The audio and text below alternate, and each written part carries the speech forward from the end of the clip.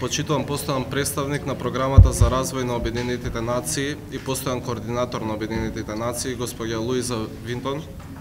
Почитувани присутни, почитувани колеги, најпрво би сакал да ви се заблагодарам за вашето присуство на оваа јавна расправа за предлог Законот за превенција, спречување и заштита од семејно насилство, кој што е исклучиво значаен за нас како министерство, а уште повеќе за секое функционално семејство како стожер на општеството во целина, каде владеат здрави односи.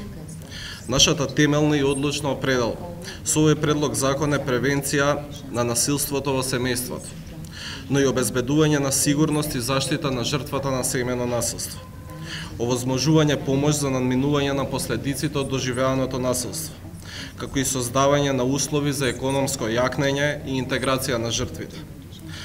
Сакаме да изградиме ефикасен и одговорен систем на заштита, каде ќе се вклучат сите релевантни чинители со превземање на конкретни мерки во оваа насока. Министерството за труд и социјална политика со ова предлог законско решение безкомпромисно ја зајакнува борбата против семејно насилство во сите своји облици и форми. Сакам да истакнам дека при неговото изготвување пристапивме многу темелно. Минатата година спроведовме детален процес на анализа на македонското законодавство, но сериозно пристапивме и кон целосна анализа на законските решенија во делот на заштитата и спречувањето на семејното насилство во земјите од нашето опкружување и Европската Унија. На тој начин покажавме подготвеност да ги сознаеме можните слабости во нашиот систем, но и спремност да ги користиме странските позитивни искуства и најдобри примери и модели. Важно е да се напомене дека подготовката на предлог законот, при неговата подготовка учествуваа лица со кредибилитет во професионална смисла вработени во Министерството, потоа експерти од граѓанскиот сектор и представници на институции кои се непосредно инволвирани во оваа тема. За мене како ресорен министер е особено битно учеството на стручните лица од центрите за социјална работа, кои преку секојдневна работа со жртвите на семејно насилство имаат директен и непосреден увид во тековните слабости.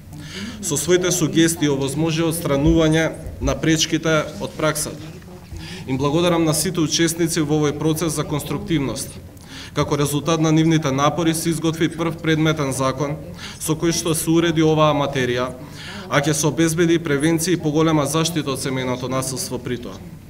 Во наредниот период следат отворени јавни дебати со цел вклучување во процесот на консултации и мислења за текстот на предлог Законот за превенција, спречување и заштита од семејно насилство на сите релевантни чинители, како државните институции, така и невладините организации, здружени и представници на граѓанскиот сектор, експертите, правосудните органи и академската јавност. Најавувам дека сите конструктивни сугестии и применливи предлози во пракса ќе бидат сериозно земени во предвид. Конкретно за овој предлог закон, сакам да укажам дека ги дефинира начелата на кои ќе се заснова почитувањето на достоинството и личниот интегритет на жртвите на семејно насилство, третирајќи го овој проблем како повреда на основните човекови права. Како основни начала се предвидуваат и начелото на итност и одговорност на надлежните институции, интерсекторско постапување и координирање. Во однос на видовите на семејно насилство предвидуваме и проширување на опсегот на заштита и за жртвите на економско искористување. Во новиот предлог закон децидно се определени институциите и нивните надлежности и одговорности за постапување. Институциите кои што вршат дејност од областа на социјалната и детската заштита, внатрешните работи, здравството, вработувањето и образованието, надлежните судови, единиците на локалната самоуправа, вклучително и здруженијата на граѓани.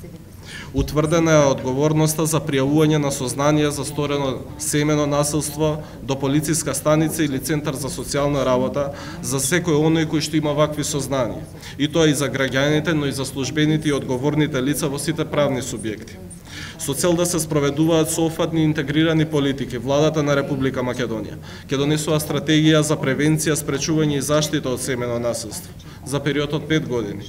Владата исто така ќе формира национално координативно тело за семејно насилство со мандат од 5 години во која што ќе бидат офатени представници од сите надлежни институции, како и представници од здруженијата кои што се регистрирани за работа со семејно насилство, а со која што ќе раководи министерот за труд и социјална политика. Новата законска регулатива за спречување на семејно насилство особено посветува внимание на превенцијата, така што законски се уредува врската за сеопфатни превентивни мерки на локално и национално ниво. Во оваа насока се предвидува да се преземаат мерки кои ќе овозможат промовирање на општествените и културните вредности на однесување, кои се заснуваат врз еднаквост на жените и мажите, како и на родителите и децата. Посебно се потенцира потребата од воведување на модули на ненасилно однесување во семејството, во наставните програми во сите нивоа на образование и предучилишно воспитување, обезбедување на стручна, советодавна и советувалишна работа во советувалиштата за брак и семејство, центрите за социјална работа и другите институции. Во однос на генералната превенција се предвидува спроведување на кампањи и програми за подигнување на свеста и разбирањето на општата јавност за препознавање на последиците од семејното насилство, како и обуки за стручните лица. Со овој предлог закон се дефинира дека центрите за социјална работа ги превземаат мерките за заштита на жртвите, меѓу кои се сместување во центар за лица жртви, соодветна психосоцијална интервенција и третман, психосоцијален третман во советувалиште, помош на семејството за редовно школување на дете, правна помош и застапување, како и економско јакнење на жртвата. Мерките на заштита да ги превземаат посебно едуцирани стручни лица. Мерките на заштита од семејното насилство ги спроведува Центарот за социјална работа, при што се утврдени итни рокови за постапување, во рок од 24 часа да се поведе постапка. Предвидена и соработка помеѓу Центарот за социјални работи и надлежниот Центар за вработување, заради приоритизација и превземање на мерки за економско јакнење на жртвата, преку нејзино активно вклучување во пазарот на труд и активните мерки и политики за вработување. Се прецизираат и надлежностите на здравствените работници, преку утврдена должност веднаш да извршат преглед или друг медицински третман за жртвата и за истото да издадат соодветна медицинска документација за констатираната повреда. При тоа се предвидува жртвите да се ослободени од плаќање на трошоци за извршената медицинска услуга. Се обезбедува посебна заштита кога постои сознание за загрозување на животот и здравјето на жртвата и членовите на семејството, преку изготвување на безбедносен план за помош на жртвата. Безбедносниот план ќе го изготвува мултисекторски тим од представници од Центарот за социјална работа, полицијата, здравствената установа и Сдружение на граѓани, при што мултисекторскиот стручен тим го координира Центарот за социјална работа, надлежен според живеалиштето или престојалиштето на жртвата. Ова решение ги регулира случаите со цел да се обезбеди заштита секогаш кога постои основано сомнение за сериозна опасност по животот и здравјето на жртвата или член на семејството. Привремените мерки за заштита ги изрекува Основниот суд по предлог на Центарот за социјална работа или на жртвата. Судот по предлог на Центарот за социјална работа, односно на жртвата на семејното насилство, за изрекување на привремена мерка за заштита ќе постапи веднаш, најдоцна во рок од 7 дена од денот на приемот на барањето ќе донесе одлука. Центарот за социјална работа е должен секогаш кога насилството е сторено врз дете или во присуство на дете, да поднесе кривична пријава против сторителот на семејно насилство.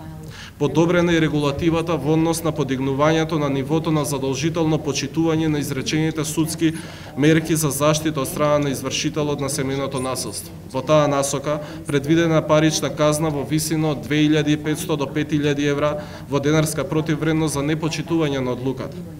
Во дефинирање на субјектите на заштита, посебен акцент се даде на заштитата на децата, и кога тие се директни жртви на насилство, но и кога се присутни на насилни односи помеѓу членовите на семејството. Новото законско решение предвидува во случај кога детето е жртва на насилство во семејството, Центарот за социјална работа по службена должност превзема мерки на заштита од семејно насилство, како и мерки на надзор над вршењето на родителското право. Новата законска регулатива обезбедува и проширување на овластувањата на службените лица за итна интервенција при Министерството за внатрешни работи, за отстранување на сторителот на насилството од живеалиштето на жртвата. Овластениот полициски службеник секогаш кога има пријава за семејно насилство, а заради спречување на непосредна опасност по физичкиот интегритет и животот на жртвата, веднаш, а најдоцна во рок од 12 часа од интервенцијата на настанот е должен да ги превземе следните действија.